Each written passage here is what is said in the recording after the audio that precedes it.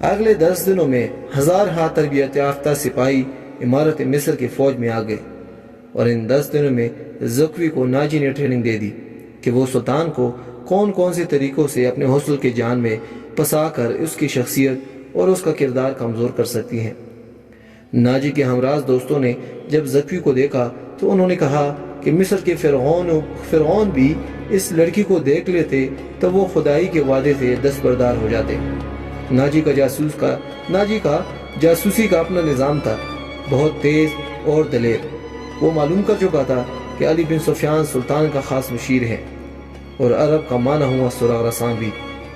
اس نے علی کے پیچھے اپنے جاسوس چھوڑ دیے تھے اور علی کو قتل کرنے کا منصوبہ بھی تیار کیا تھا۔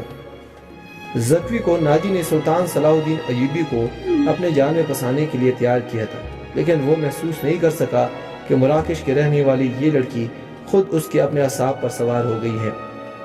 وہ صرف شکل و صورت ہی کی دلکش نہیں تھی، اس کے باتوں میں ایسا جادو تھا کہ ناجی اس کو اپنے پاس بٹھا کر باتیں ہی کیا کرتا تھا۔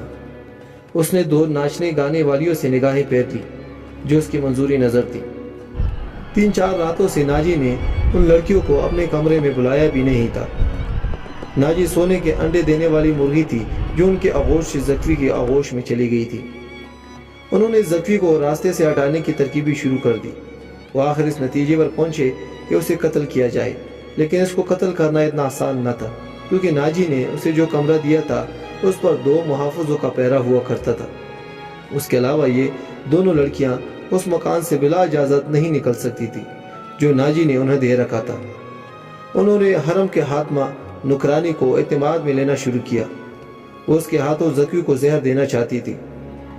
علی بن سفیان نے سلطان صلاح الدین ایوبی کا محافظ دستہ بدل دیا۔ یہ سب امیر مصر کے پرانے باڈی گارڈز تھے۔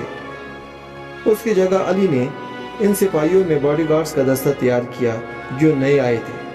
یہ جانبازوں کا نیا دستہ تھا جو سپاہگری میں بھی طاقت تھا، اور جذبے کے لحاظ سے ہر سپاہی اس دستے کا اصل میں مرد مجاہد تھا۔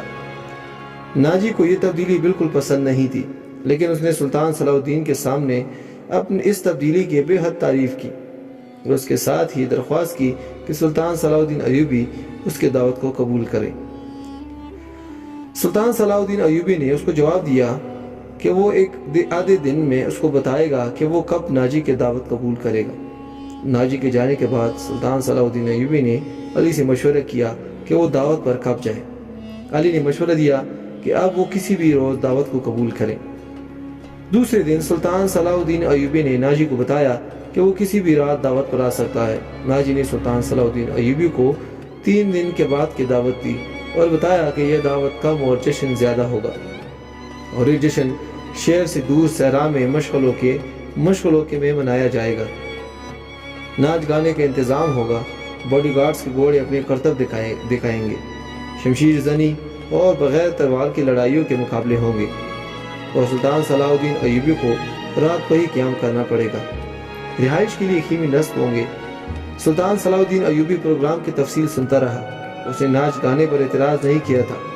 ناجی نے ڈرتے اور جھجکتے ہوئے کہا، فوج کے بیشتر سپاہی جو مسلمان نہیں یا جو ابھی نہیں مسلمان ہیں کبھی کبھی شراب پیتے ہیں۔ وہ شراب کے عادی نہیں، لیکن وہ اجازت چاہتے ہیں کہ جشن میں انہیں شراب پینے کی اجازت دی جائے۔ آپ ان کے کمانڈر ہو، آپ چاہیں تو ان کی اجازت دیں یا نہ چاہیں تو میں آپ پر اپنا حکم مسلط نہیں کرنا چاہتا۔ سلطان صلاح الدین ایوبی نے کہا، سلطان صلاح الدین ایوبی کا اقبال بلند ہو، میں کون ہوتا ہوں اس کام کی اجازت دینے والا جس کو آپ سخت ناپسند کریں۔ ناجی نے کہا، انہیں اجازت دے دے کہ جس کو رات ہنگامہ رائی اور بدکاری کے سوا سب کچھ کر سکتے ہیں، اگر شراب پی کر کسی نے ہلا گلا کیا تو اس کو سخت سزا دی جائے گی۔ سلطان صلاح الدین ایوبی نے کہا۔ یہ خبر جب سلطان صلاح الدین ایوبی کے سپاہیوں تک پہنچی کہ ناجی سلطان صلاح الدین ایوبی کے اعزاز میں جشن منعقد کر رہا ہے اور اس میں ناچ گانا بھی ہوگا، شراب بھی ہوگی، اور سلطان صلاح الدین ایوبی نے اس جشن کی دعوت ان سب خرافات کے باوجود بھی قبول کی ہے، تو وہ ایک دوسرے کا منہ دیکھتے رہے۔ کسی نے کہا کہ ناجی جھوٹ بولتا ہے اور دوسروں پر اپنا روب ڈالنا چاہتا ہے، اور کسی نے کہا ناجی کا سلطان صلاح الدین ایوبی پر بھی چل گیا۔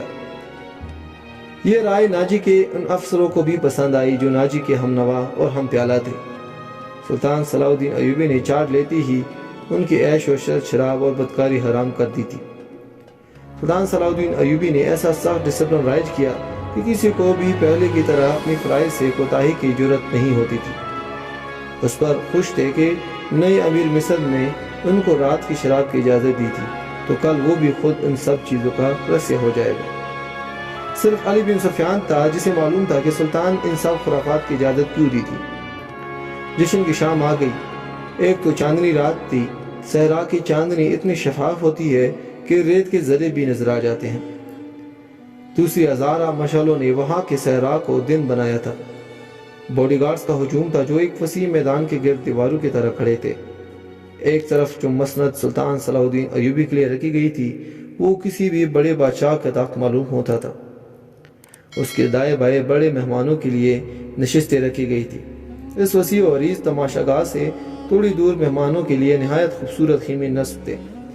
ان سے ہٹ کر ایک بڑا خیمہ سلطان صلاح الدین ایوبی کے لیے نصب کیا گیا تھا جہاں اسے رات بسر کرنی تھی۔ علی بن سفیان نے صبح سورج غروب ہونے سے پہلے وہاں جا کر محافظ کھڑی کر دیے تھے۔ جب علی بن سفیان وہاں محافظ کھڑے کر رہا تھا تو ناجی زکی کو آخری ہدایات دے رہا تھا۔ اس شام زکی کا حسن کچھ زیادہ ہی نکھر آیا تھا۔ اس کے جسم سے عطر کی ایسی بینی بینی خوشبو اٹھ رہی تھی جس میں سحر کا تاثر تھا۔ اس نے بال اوریا کندھوں پر پھیلا دیے تھے۔ سفید کاندھوں پر سیاہی مائل برے بال زاہدوں کے نظروں کو گرفتار کرتے تھے۔ اس کے ہونٹوں پر قدرتی تبسم اتکلی کلی کی طرح تھی۔ ناجی نے اس کو سر سے پاؤں تک دیکھا۔ تمہارے حسن کا شاید سلطان صلاح الدین ایوبی پر اثر نہ ہو تو اپنی زبان استعمال کرنا۔ وہ سبق بھولنا نہیں جو میں اتنے دنوں سے تمہیں پڑھا رہا ہوں، اور یہ بھی نہ بھولنا کہ اس کے پاس جا کر اس کی لونڈی نہ بن جانا، انجیر کا وہ پھول بن جانا جو درخت کی چوٹی پر نظر آتا ہے مگر درخت پر چڑھ کر دیکھو تو غائب۔ اسے اپنے قدموں میں بٹھا لینا۔ میں تمہیں یقین دلاتا ہوں کہ تم اس پتھر کو پانی میں تبدیل کر سکتی ہو۔ اس سرزمین میں کلب و پترا نے سینرز جیسے مرد آہن کو اپنے حسن و جوانی سے پگلا کر مصر کے ریت پہ بہا دیا۔ کلوپترا تم سے زیادہ خوبصورت نہیں تھی۔ میں نے تم کو جو سبق دیا ہے وہ کلوپترا کی چالی تھی۔ عورت کی یہ چالیں کبھی ناکام نہیں ہو سکتی، ناجی نے کہا۔ زکی مسکرا رہی تھی اور بڑے غور سے سن رہی تھی۔ مصر کے ریت نے ایک اور حسین کلوپترا کو حسین ناگن کی طرح جنم دیا تھا۔ مصر کی تاریخ اپنے آپ کو دہرانے والی تھی۔ سورج غروب ہوا تو مشعلیں جل گئیں۔ سلطان صلاح الدین ایوبی گھوڑے پر سوار آ گیا۔ سلطان کے آگے پیچھے دائیں بائیں اس محافظ دستے کے گھوڑے تھے جو علی بن سفیان نے منتخب کیے تھے۔